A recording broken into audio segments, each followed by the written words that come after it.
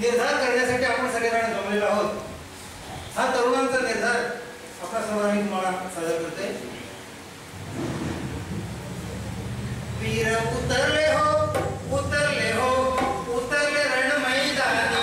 वीर उतरले हो, वीर उतरले हो, उतरले हो, उतरले रण मैदानी. वीर उतरले हो, वीर उतरले हो, उतरले हो, उतरले रण मैदानी. वीर उतरले हो. आमची नवी रीती आम्ही सोडली भीती. घेतली शर्यती, घेतली शर्यती या मैदानी. उतरले रण मैदानी. वीर उतरले हो, उतरले हो, उतरले रण मैदानी. वीर उतरले हो, वीर उतरले हो, उतरले हो, उतरले रण मैदानी. वीर उतरले हो. देशाची झाली कशी राहिला, कशी राहिला, कशी राहिला. याना हलवेना, याना चालवेना, याना हलवेना, याना चालवेना. याना मनातली बात कुठे बोलवेना, याना मनातली बात कुठे बोलवेना. आमची नवी पिढी उंच धरली गोडी. सारी सारी घडी संकटावर कडी. संकटावर कडी केली मर्दानी. उतरले रण मैदानी. वीर उतरले हो, उतरले हो, उतरले रण मैदानी. वीर उतरले हो, वीर उतरले हो, उतरले हो, उतरले रण मैदानी. वीर उतरले हो. आमचा शूरांचा देश, आमचा वीरांचा देश, आमचा शूरांचा देश, आमचा वीरांचा देश. लोकमान्याचा देश, गांधी बाबांचा देश, लोकमान्याचा देश, गांधी बाबांचा देश. आमचा नवा संदेश, आमचा नवा आदेश, आमचा नवा संदेश, आमचा नवा आदेश. हाती घेऊन पुढे श्रमसेनेचं दळ. आणखी संचालवर पाहो जादूची कळ. पाहो जादूची कळ केली मर्दानी. उतरले रण मैदानी. वीर उतरले हो, उतरले हो, उतरले रण मैदानी. वीर उतरले हो, वीर उतरले हो, उतरले हो, उतरले रण मैदानी. वीर उतरले हो, उतरले हो, उतरले हो, उतरले रण मैदानी. वीर उतरले हो. करूया आपण त्रिवार त्रिवार त्रिवार. स्वातंत्र्याचा जय जयकार ऐका आमचा हालकार. स्वातंत्र्याचा जय जयकार ऐका आमचा हालकार. स्वातंत्र्याचे रक्षण करण्या प्राणपणे लढणार. स्वातंत्र्याचे रक्षण करण्या प्राणपणे लढणार. स्वातंत्र्याचे रक्षण करण्या प्राणपणे लढणार. स्वातंत्र्याचे वारे आता संचरले अंगात. स्वातंत्र्याचे वारे आता संचरले अंगात.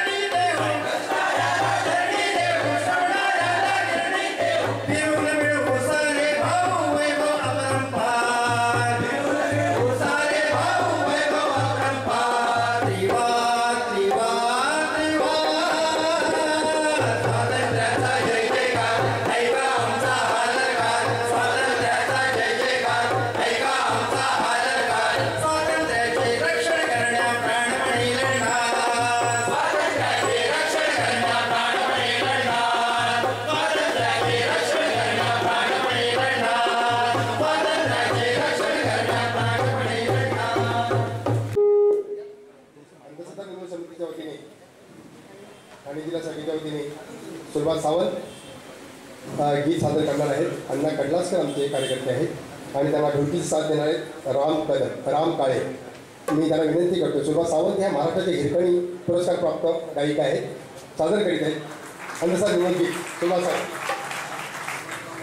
अंधश्रद्धा निर्मूलनाचा जागर आपण करत आहोत आणि त्या अनुषंगाने जागर गीत मी घेतली आहे. तुम्हाला जर म्हणावंसं वाटलं तर म्हणायचं आहे का, सगळ्या समाजाला जागवायचं आहे आपण, अशा तऱ्हेचं हे गाणं आहे.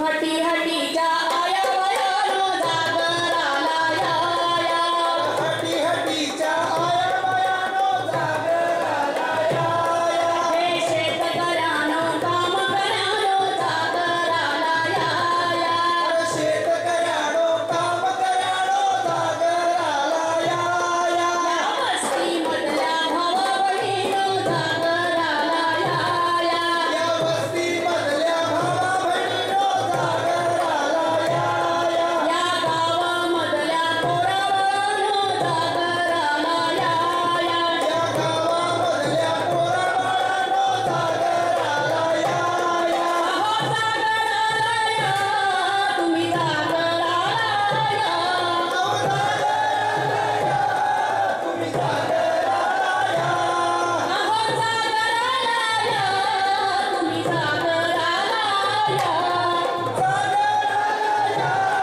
तुम्ही जागराला या, हटी हटीच्या आया वयानो जागराला या, हटी हटीच्या आया वयानो जागराला या, अहो करणी भानामती, ओ भूतान गिळल्या राती, करणी भानामती, भूतान गिळल्या राती, गेला राशीत घडून काही, कसं झालं समजलं नाही, धर्मचित घडून काही, कसं काही समजलं नाही, आम्ही पुसलं नाही, आम्ही पुसलं नाही, आम्ही शोधलं नाही, आम्ही शोधलं नाही, अहो पण कशासाठी जगावं, माणूस म्हणून जन्म घेतला, कशासाठी जगतात, कशासाठी जगतात, कशासाठी जगतात, ओ दुःख वाढतं की गाजं येईल, कुवाबाजीला मारलं, कुवाबाजीला मारलं, कुवाबाजीला मारलं, हे चालवून घ्यायचं नाही, करून घ्यायचं नाही, हे चालवून घ्यायचं नाही, घालवून घ्यायचं नाही, आता समजून घ्यायचं हाय, समजून घ्यायचं हाय, या जीवाच्या मोल्याचं काय म्हणून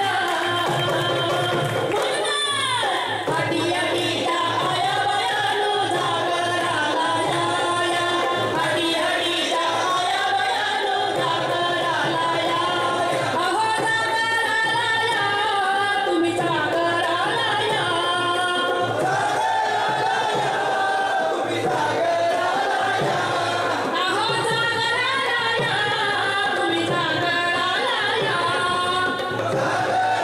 या, तुम्ही जागराला या, हटी हटीच्या आया वयानो जागराला या, हटी हटीच्या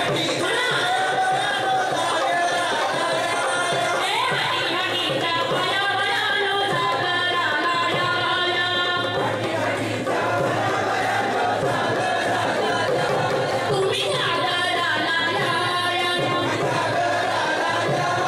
अहो जागराला या,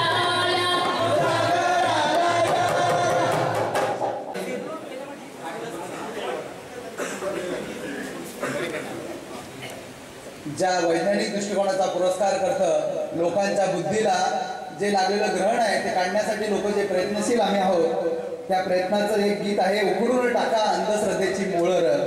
माझी विनंती आहे, तुम्हाला हे गाणं आवडेल आणि तुम्ही सोबत म्हणायचं म्हणा, अरे चला गड्यानो पाऊल टाका पुढं, उखडून टाका अंधश्रद्धेची मुळं, चला गड्यानो पाऊल टाका पुढं, उखडून टाका अंधश्रद्धेची मुळं, दैवबलाची करावी होळी, नशीब ठेवील रिकामी झोळी, रिकामी डोळी, नशीब ठेवील रिकामी डोळी, अरे कष्टाविन का फळ तोडाला मिळत,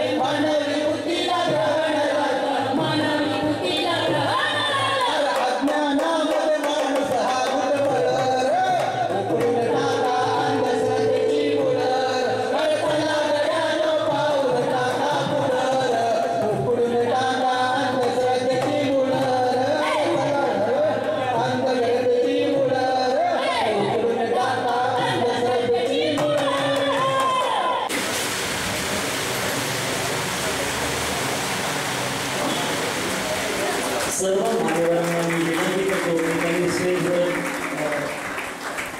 स्थान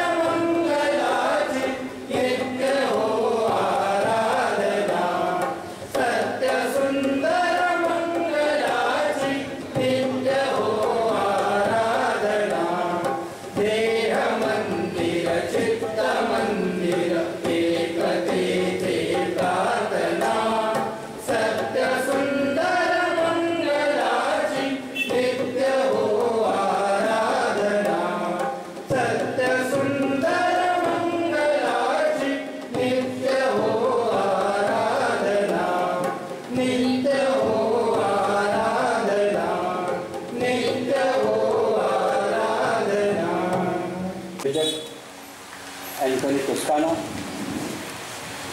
आणि या निर्धार परिषदेचे विशेष आकर्षण IBN लोकमतचे संपादक जे वसईशी सतत निगडीत राहिलेले आहेत आणि आपण सर्व त्यांना ओळखतो, रोज संध्याकाळी त्यांना पाहतो, असे आपले निखिल वागळेजी, त्यांच्याचबरोबर त्यांच्याच तालमीत तयार झालेले पूर्वी महानगरमध्ये होते, आता ते कलमनामाचे संपादक आहेत. कलमनामा एक साप्ताहिक निघते दर आठवड्याला. आमचे मित्र आणि धडाडीचे ज्यांनी श्रीकृष्ण आयोगासमोर स्पष्ट शब्दामध्ये साक्ष द्यायचं काम केलं होतं ते युवराज मोहिते. या ठिकाणी अंधश्रद्धा निर्मूलन समितीचे काडलसकर, सुवार्ताचे संपादक फादर फ्रान्सिस कोरिया, त्यांनी येताबरोबर निखिलजींना सांगितलं माझा भाचा, मी त्यांचा भाचा. आणि माझा प्रिय बंधू भगिनींनो, आज ह्या विचाराच्या चर्चेसाठी संवादासाठी आपण मोठ्या संख्येने या ठिकाणी उपस्थित आहात. कशासाठी ही सभा आहे ते निखिलजी आपल्या भाषणात सांगते. पण या देशामध्ये आणि या समाज सुधारकांच्या महाराष्ट्रामध्ये पुरोगामी विचारवंताची हत्या झाली, जी डॉक्टर दाभोळकरांच्या जाण्याने आपल्या सर्वांना जाणवली आहे. गांधीजींची हत्या झाली होती आणि नीती धर्म शिकविणाऱ्या भगवान ख्रिस्ताची सुद्धा हत्या झाली होती. आणि आर्चबिशप ऑस्कर रोमेरो या ख्रिस्ती धर्मगुरूची हत्या सुद्धा अशाच प्रकारच्या लोकांनी केली जे वर्णवादाविरुद्ध लढत होते. आता अंधश्रद्धा आणि जादूटोणा या विषयावरती सगळ्या देशामध्ये ज्यांचं नाव आहे, ज्यांनी प्रबोधनाचं उत्तम काम केलं, ज्यांनी ह्या महाराष्ट्रात नव्हे तर देशभरच्या लोकांमध्ये जादू टोणा हा किती खोटांड आहे त्या विषयावर प्रबोधन केलं, जनजागरण केलं, त्यांची सुद्धा हत्या झाली. हे आमच्या ह्या पुरोगामी राज्याला शोभलं नाही. ज्याने कोणी हत्या केली त्याने केवळ त्याच्यावरती कुठले संस्कार होते त्या संस्कारांतून ती केली असं मला आपल्याला सांगायचं आहे. दाभोळकरांचे असणे ही आजच्या समाजाची गरज होती, पण समाजातील सत्प्रवृत्ती पराभूत करण्याचा प्रयत्न करणारी फॅसिझम प्रवृत्ती आपल्या संपूर्ण या राज्यातच नव्हे त्या देशात वाढत आहे आणि त्याचे अनुभव आपण वारंवार घेता. दाभोळकरांचा बुद्धी प्रामाण्यवाद, त्यांचा विवेकवाद, त्यांची विज्ञाननिष्ठ शिकवण हे ज्यांना मान्य नव्हते, ज्यांना मानवत नव्हतं, अशाने त्यांची हत्या केली. आणि गांधीजीच्या ह्या भारत भूमीमध्ये विचारवंत सुद्धा सुरक्षित नाही हे आता स्पष्ट झालेलं आहे. आणि माझ्या प्रिय बंधू भगिनींनो, त्या आपल्या देशाला सांस्कृतिक वारसा आहे, चांगल्या परंपरा आहेत, पण त्या परंपरेला कुठेतरी गालबोट लावायचं काम या हत्येने झालं. दाभोळकर, गांधीजी, येशू ख्रिस्त, मार्टिन लुथर किंग अशी कितीतरी नावं घेता येतील की ज्यांनी ह्या देशांतील जनतेला दिशा दाखवली, प्रबोधन केलं आणि अहिंसेचा मंत्र शिकवला. ज्यांनी दाभोळकरांनी कधीही धर्माविरुद्ध की श्रद्धेविरुद्ध लोकांना काहीही सांगितलेलं नाही, तरीसुद्धा त्यांची हत्या आज झाली. त्यांना आपल्या जीवाचे मोल द्यावे लागले, जसे गांधीजींना मोल द्यावं लागलं, जसं मार्टिन लुथर किंगला द्यावं लागलं, जसं रोमेरोला द्यावं लागलं. येशू ख्रिस्ताला सुद्धा खेळलं. विचाराची लढाई होती ती. आणि म्हणून हे सर्व घडत असताना आपण एक गोष्ट लक्षात ठेवली पाहिजे की दमन, दफन आणि दहनाने, आम्ही लिहिलेलं आहे, दमन, दफन, दहनाने विचार मरत नाही तर तो आणखी जोरात निघतो आणि विचार अमर आहे. आणि म्हणून दाभोळकरांच्या हत्येनंतर ज्या साऱ्या देशात जे पडसाद उमटले, जे समाजामध्ये स्पंदन घडून आलं, त्यावरून आपण लक्षात घेतलं पाहिजे की विचाराची किंमत किती मोठी आहे. आणि म्हणूनच हे बलिदान वाया जाणार नाही, व्यर्थ जाणार नाही. तर असे नरेंद्र दाभोळकर या जनतेमधून उभे राहतील, कारण ह्या जनतेला विचाराची बांधिलकी आहे. एक दाभोळकर गेले, त्यांच्या कुटुंबाला धक्का लागला, आम्हा सर्वांना, त्या परिवारातील लोकांना हा धक्का होता. पण दाभोळकरांची जागा भरणारा दुसरा दाभोळकर उभा राहील आणि तो ह्या प्रवृत्तीला उत्तर देईल. आणि म्हणून आजच्या ह्या निर्धार परिषदेमध्ये आपण जे सर्व उपस्थित आहात, आपल्या सर्वांच्या भावना काय आहे त्यातून स्पष्ट होत आहे. आपल्याला सगळ्यांना विचाराचं मोल कळलेला आहे आणि हा विचार भावलेला समाज आता घरी बसून शांत राहू नये अशी आम्ही रास्त अपेक्षा करतो. आज स्त्रियावरील अत्याचार हा ऐरणीवरती आलेला विषय आहे.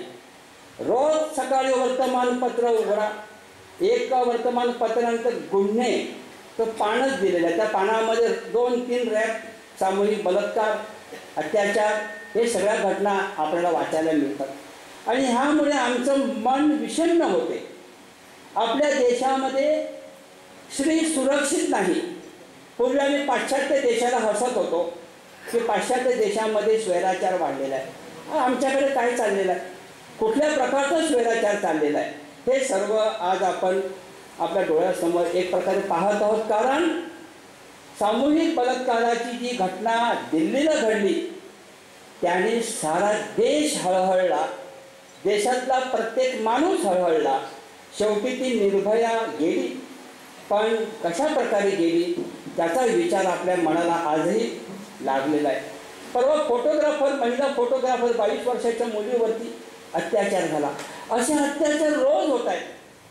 सरकारने कठोर कायदा केला, या कायद्यामुळे गुन्हेगारांना शिक्षा होईल, पण गुन्हेगारांना शिक्षा होऊन प्रश्न सुटत नाही माझ्या प्रिय बंधू भगिनींनो. तर माणसाची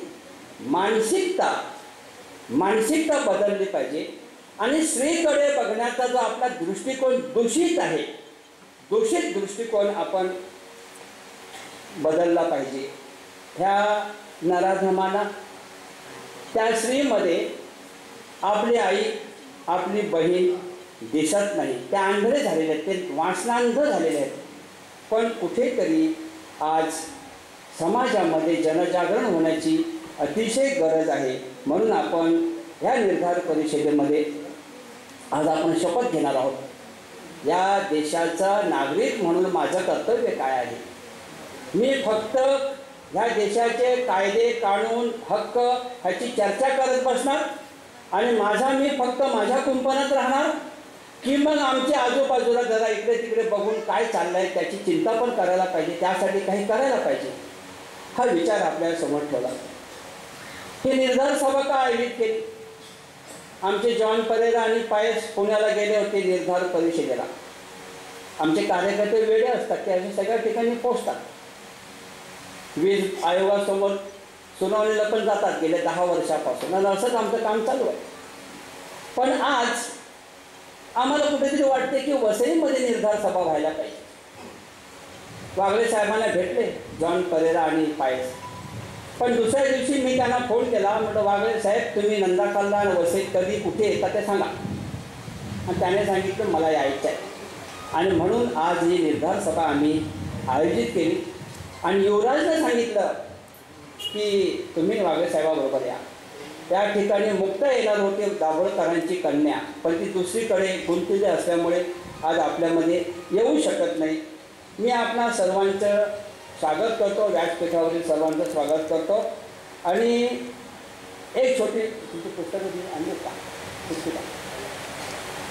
पुस्तिका जी युवराज मोहितेने या सर्व या अत्याचाराच्या या जादूटोणाच्या कायद्याच्या संदर्भात लिहिलेले आहेत, बरोबर ना? हां. आणि अंधश्रद्धा निर्मूलनची मग पुस्तके आहेत, ती आपण नंतर अनाऊन्स केलं तर आपण घ्यावी अशी मी विनंती करतो. शेवटी आपले वसईतील ज्येष्ठ नागरिक बावतीस दाबळे आपल्याला शपथ देतील, तोपर्यंत कुणीसुद्धा जाऊ नये, थांबून राहावं. वागळे साहेबांचं भाषण आपल्याला ऐकायचं आहे, पण ते आम्ही शेवटी ठेवलेलं आहे. मी आपल्या सर्वांचे स्वागत करून माझं हे प्रास्ताविक संपवतो. जय हिंद. धन्यवाद कुस्कानो साहेब. नमस्कार. निर्भय जनसंस्था, राष्ट्र सेवा दल आणि महाराष्ट्र अंधश्रद्धा निर्मूलन समिती यांच्या वतीनं आज या ठिकाणी महाराष्ट्राला पुरोगामी विचारांची दिशा देणारा एक तळता सूर्य या आसमंतामध्ये धर्मांधांच्या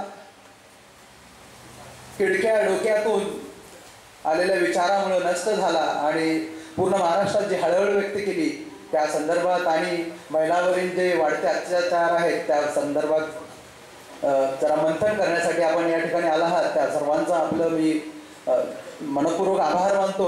विचार मंचावरील सर्व मान्यवर या ठिकाणी जे आहेत आयोजक या सर्वांचं मी धन्यवाद देतो की माझ्यासारख्या नवख्या माणसाला तुम्ही या ठिकाणी बोलवलं.